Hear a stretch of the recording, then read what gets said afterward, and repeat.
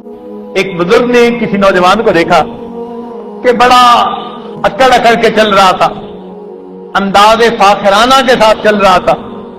انہوں نے پوچھا بھائی کیا بات ہے؟ تو اس نے جواب دیا کہ میں فلاں نواب کا یا حاکم کا غلام ہوں۔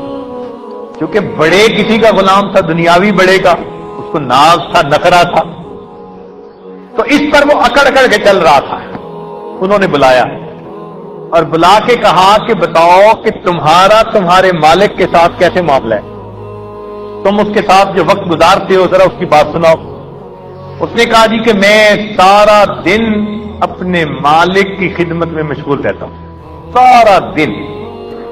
اور کہنے لگا رات کو جب سوتا ہوں تو بھی اسے کام پڑتا ہے تو مجھے فوراً نیند سے وہ جگا دیتا ہے۔ اور کہنے لگا جب کبھی اس سے میں چھٹی لے کے بیوی بچوں کے پاس جاتا ہوں تو وہ میری اجرت کو کم کر دیتا ہے، چھٹی والے دنوں کی مزدوری تنخواہ کاٹ لیتا ہے۔ اس نے کہا اور بتائیں؟ کہنے لگا کہ اگر میں کبھی بیمار ہو جاتا ہوں تو بیماری کی حالت میں بھی جو میری تنخواہ ہوتی ہے وہ گھٹا دی جاتی ہے۔ اس نے کہا جب میرا مالک سو جاتا ہے تو میں اس وقت پھر اپنے مالک کی حفاظت کرتا ہوں، اس کا پہرا دیتا ہوں۔ انہوں نے یہ باتیں سن کر اس کو کہا کہ ذرا سنو کہ تمہارے مالک کا یہ معاملہ کہ تم سارا دن اس کی خدمت میں رہتے ہو، اس کو چیزیں پہنچا رہے ہو، کبھی کھانا کبھی پانی، اور پھر تمہارا مالک ایسا کہ جب سو جاتے ہیں تو تمہیں حفاظت کرنی پڑتی ہے۔ اور ذرا میرے مالک کی بات بھی سن لو کہ میرا مالک وہ پروردگار ہے جو سارا دن نعمتیں مجھے پہنچا رہا ہوتا ہے۔ یہ کھانے کی نعمت پہنچ رہی ہے، یہ کھانے کی نعمت پہنچ رہی ہے، یہ پینے کی نعمت پہنچ رہی ہے، اور جب یہ سب کچھ کھا پی کر میں سو جاتا ہوں تو میرا مالک جاگ کر میری حفاظت کر رہا ہوتا ہے۔ تم بیمار ہو جاتے ہو تو تمہارا مالک تمہاری اجرت کو کم کر دیتا ہے، اور میرا مالک وہ ہے کہ میں بیمار ہو جاتا ہوں، میرا مالک میری نیکی پر ملنے والے اجر کو بڑھا دیتا ہے۔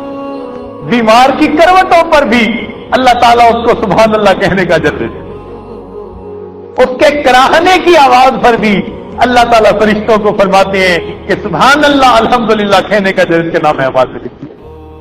اب تم بیوی بچوں کے پاس جاتے ہو تو تمہارا مالک تمہاری تنخواہ بند کر دیتا ہے، اور میں اپنی بیوی کو محبت کی نظر سے بھی دیکھ لیتا ہوں، میرا مالک اس پر بھی مجھے اجر اور ثواب عطا فرماتا۔ تو جب ہمارا مالک اتنا کریم ہے تو ہم کیوں نہ اس مالک سے ہی مانگیں اور اسی کی طرف متوجہ رہیں۔ وہ پروردگار بڑے مہربان ہے، اتنا حلیم ہے وہ کہ باوجود اس کے کہ ہم نافرمانیاں کرتے ہیں، گناہ کر جاتے ہیں، ہمارا مالک رزق کے دروازوں کو بند نہیں کرتا، وہ گناہوں کے اوپر پردے ڈال دیتا ہے، وہ ستاری فرماتا ہے۔ پروردگار کتنا کریم پروردگار ہے۔ اسی لیے اگر قیامت کے دن کسی بندے کو کہہ دیا جائے کہ تمہیں دو آپشن دیتے ہیں، یا تو تمہاری زندگی کی فلم تمہاری بہن ماں اور بیوی کے سامنے چلا دیتے ہیں، اور یا تمہیں جہنم بھیج دیتے ہیں، تو میرے دوستو ہم میں سے کتنے ایسے ہوں گے کہ جو کہیں گے اللہ یہ فلم ان کے سامنے نہ چلانا، ہمیں جہنم میں جانا زیادہ آسان لگ رہا ہے۔ ایسے گناہوں پر اللہ نے پردہ ڈالا ہوا ہوتا ہے۔ تو آج وقت ہے ان گناہوں سے سچی توبہ کرنے کا اور اپنے مالک کو منانے کا۔